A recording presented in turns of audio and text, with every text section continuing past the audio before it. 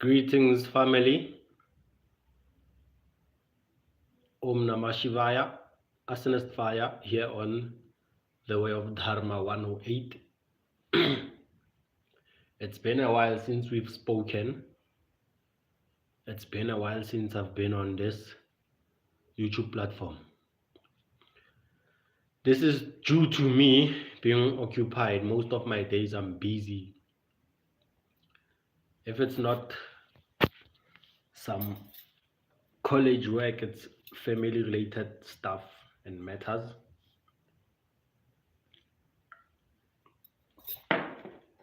Hopefully, this festive season, this December time, I'll be able to create more content for you. In terms of mantras, I've been getting a lot of good reviews with regards to mantras, and I'm also noticing a progress in the people viewing my video mantras. And with that being said, I'd like to thank you guys. So I wanted to speak about a few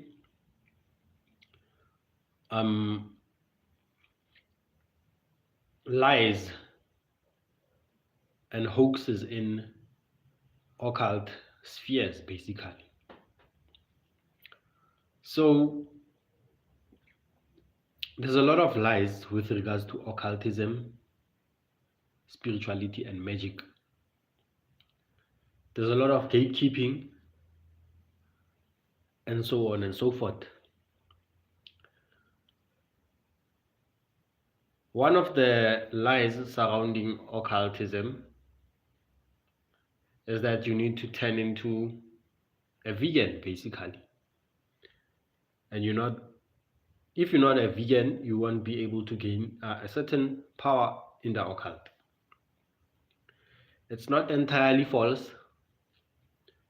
There's people who would be required to go vegan, depending on your molecular structure and your makeup, basically, your psychic makeup. So you would need to resort to veganism. Namaste Puja P. I think it's Puja P. Greetings, Om Namah Shivaya.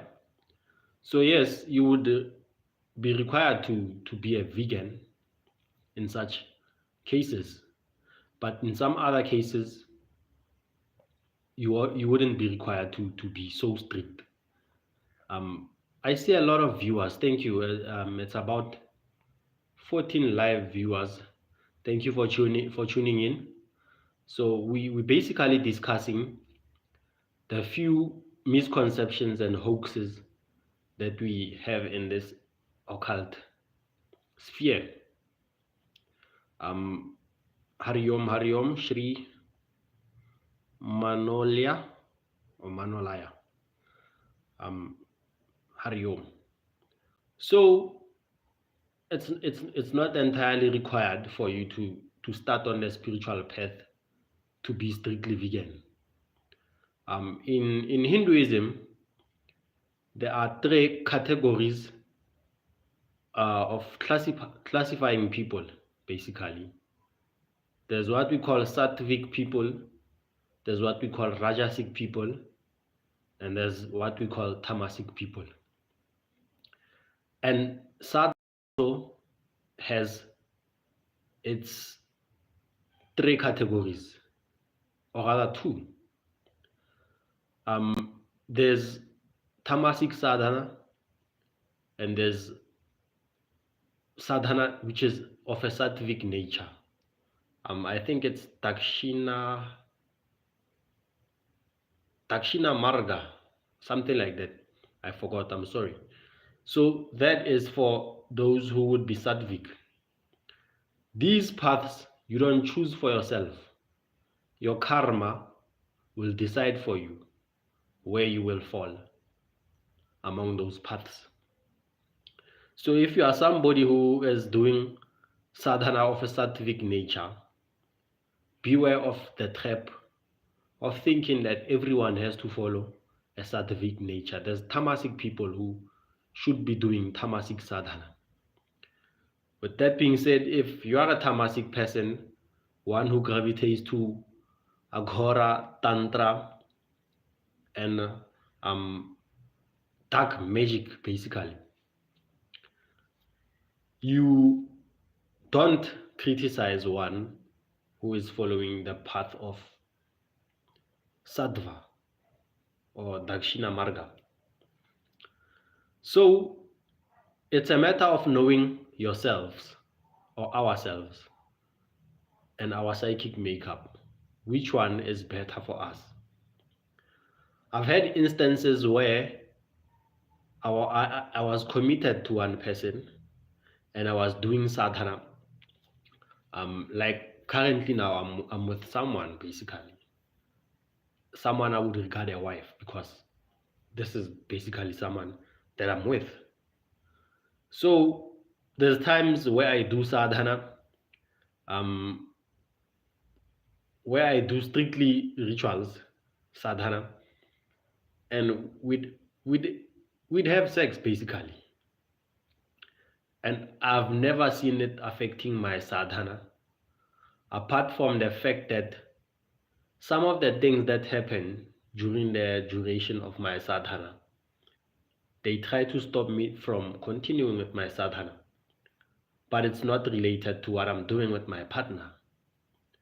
So that we need to throw it out, or at least let's be confident with ourselves.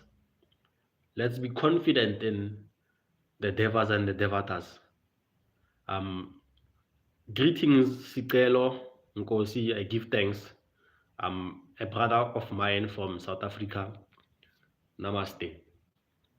So, yes, I was saying that when you have confidence in the gods, in the devas and the devatas, in whichever spiritual path you are following, when you have such encounters where you have sex with your partner during a ritual, try not to sabotage yourself by feeling guilt.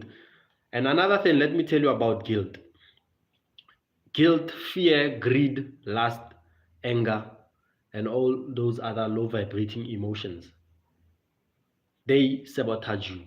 It's not the gods sabotaging you, it's not the universe sabotaging you, it's you sabotaging yourself using those emotions. Guilt has a way of, let's say maybe you are performing a sadhana to discipline someone.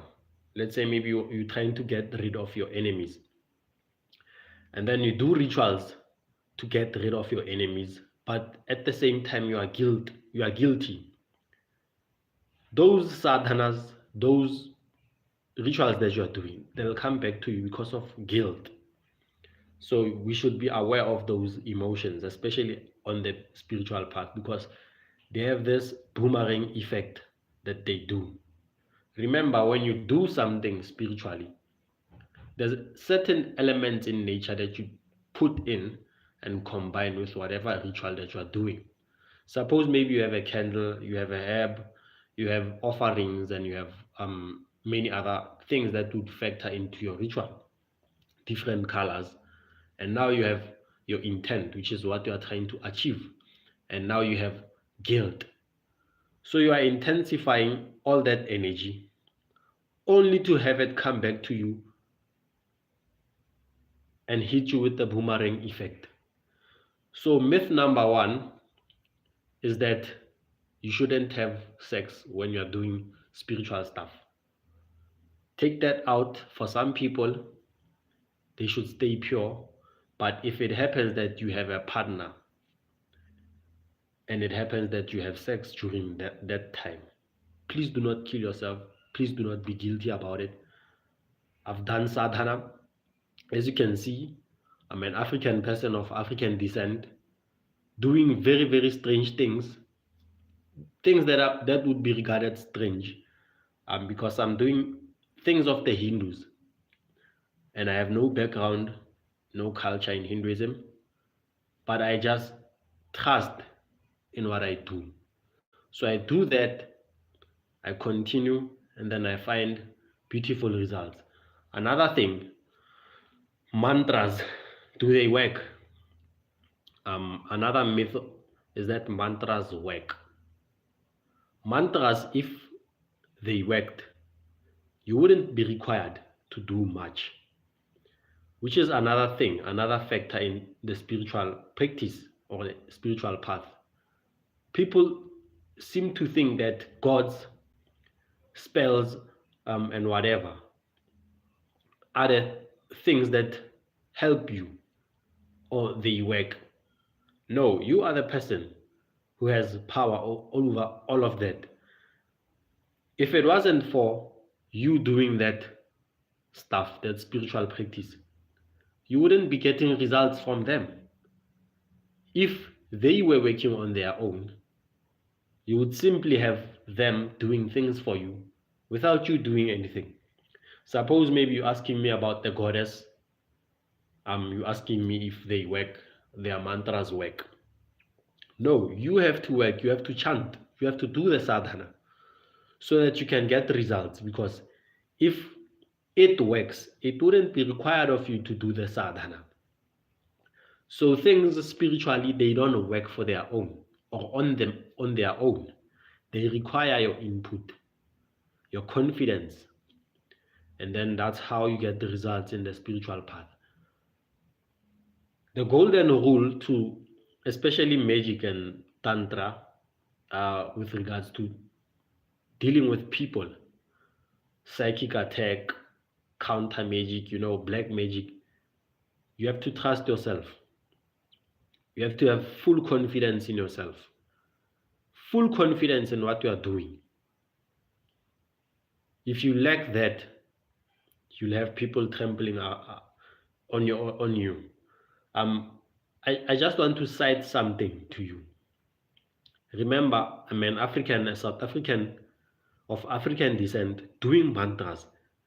There's nothing else that I know apart from mantras. So there's people, as African people, they like black magic a lot. They like magic a lot. So and also our neighbors, they like testing us about our stuff. There's a lot of stuff that happens in African communities. They use rats to spy, they use birds to spy and to find out about your life, whether their curses are working on you and all that stuff. So Africans, they like playing with this stuff. I had someone send a very ugly creature to me last year, that is, while I was still expecting my son. I've had someone send me a very, very terrible creature. I was able to get rid of that creature using mantras. So you can imagine the power of these practices, not mantras, the power of practicing these mantras. It got rid of that thing till today. This year was the smoothest year that I've ever had in quite a while, because it's been psychic attack from right, center, and forward basically. So I'm grateful, truly grateful for these practices of Sanatana Dharma or Hinduism basically, of mantra chanting. It's a very, very, very powerful art and practice that people need to accustom themselves to. But we need to be confident in ourselves before we can even try to practice such stuff. Another myth is that okay, there's people that like saying, especially in African circles, there's people that like saying that they can steal your luck, do certain things to you to steal your destiny and make your life a living hell. It is true, only if you believe that can happen to you. It is true only if you believe that they have power over you. It is true only if you believe that you took this form, you were born into this form to become their puppet, basically. That is true. But for us, those who trust in the higher power, which is in actuality ourselves, we don't we don't listen to such standards. That being said, I've been learning a lot of stuff. You know the beauty of Sanatana Dharma or Dharma and the practices of the Eastern side and the Orientals. I must say these people are very, very, very, very intelligent and very smart, especially in their spiritual practice. This is not to sell out my culture, those who think that I'm selling out my culture, but I'm trying to show you something. You look far to the east, to the Oriental side. There's so much power. There's so much power. There's so much power. I've been learning quite a lot of things about prana, which is in actuality the energy which is around us. The Chinese call it qi power or qi. Um, it is also present in karate. They call it ki in Japan. That's where you find the shouting kya in karate. Kya. That's chi basically. Um, yes, I've been learning quite a lot of stuff about that. Quite a lot of stuff. The Orientals they use their mind basically. You know, it's amazing what you can do with energy, and energy it's around us. It's within everything and it's around us. Basically, you can feel an energetic frequency which is equivalent to you mixing certain herbs. You know, when you work with herbs, suppose maybe um, you have cinnamon, you have salt, and then you have bay leaves, and then you have a candle basically, and then you recite your affirmations. Excuse me, you recite your affirmations. There's a certain energy that you'll feel. This energy can also be felt when summoning a spirit.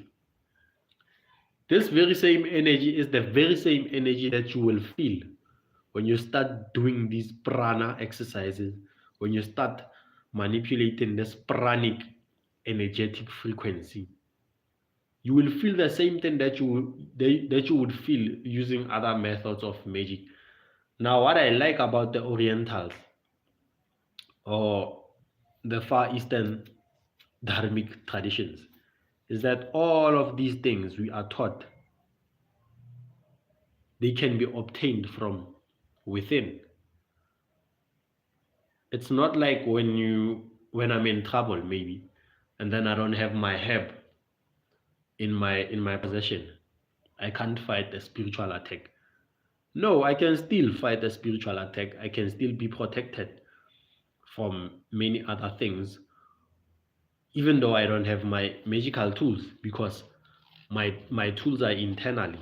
I have my tools within me, inside the temple of the spirit, the temple of the soul, the temple of Solomon, which is what the dharmic traditions teach, which is also another um, spiritual practice which is most emphasized by the, the, the Hermetics school of practice.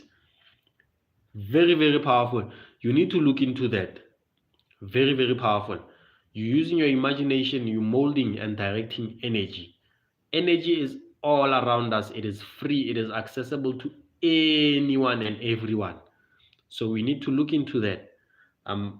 Another thing that I wanted to say, the very same energy I've been experimenting with magic, or rather charging objects with magical energy. I've been experimenting with water. I've been experimenting with jewelry. Very, very powerful. There's earrings that I used to wear. Well, not used to wear.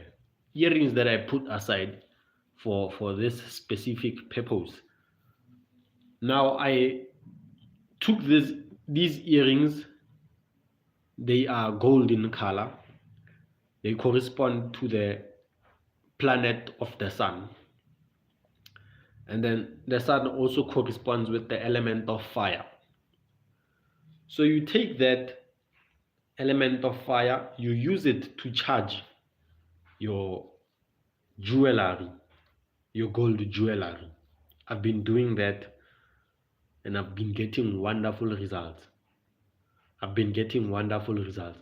It's amazing what we humans or we spiritual beings are able to achieve.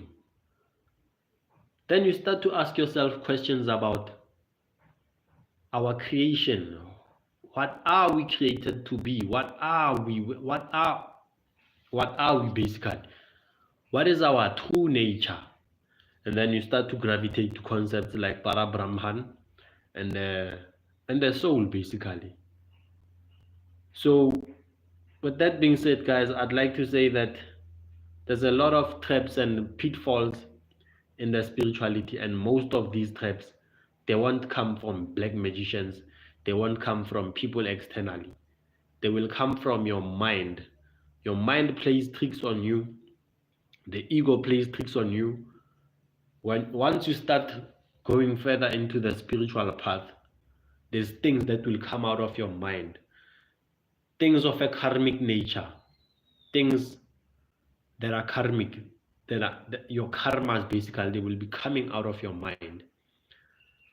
Because now you're purifying yourself while you're doing spiritual practices. These things that will come out of your mind, and you will start to have so many difficulties in your spiritual journey.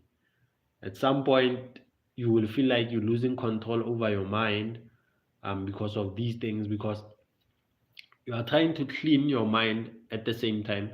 You are trying to reach equilibrium. You're trying to balance the two. So it's a very, very tough one, but it's attainable. You can come out the other side as a better person. Just don't subject yourself to these lower emotions of lust, greed, fear, delusions. Those are very, very, very dangerous emotions once let loose. And there's another emotion, obsession. Very, very terrible emotion. Obsession. Terrible. But yes, we'll speak more in depth about these subjects in a future video. I just wanted to update you about my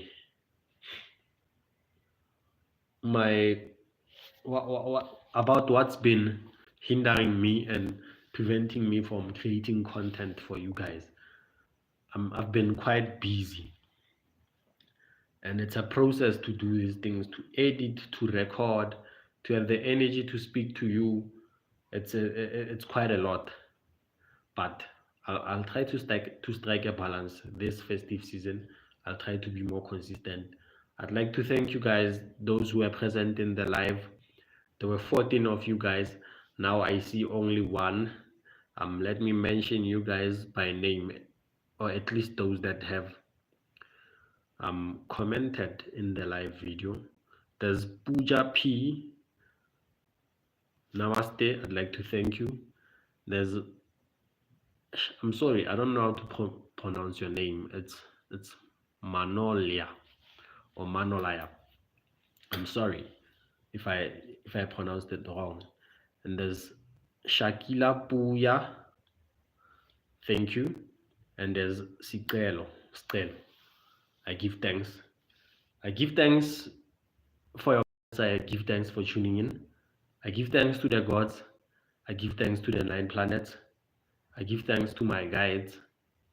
I give thanks to all you who are supporting the channel and helping it grow. Namaste.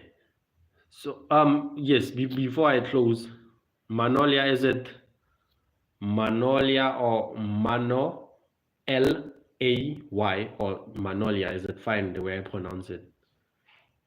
Oh, and I'd like to thank the Indians, guys. The Indians are very, very supportive. These are the biggest viewers or the biggest supporters of my channel. I'm recently getting a South African audience. South Africans are very, very advanced spiritually. I've come across Nigerians on the internet. I've come across South Africans. The information that we have as South Africans, don't overlook that. Don't overlook that. We have a very, very rich occult history, occult information, and occult practice. Don't overlook that. Namaste.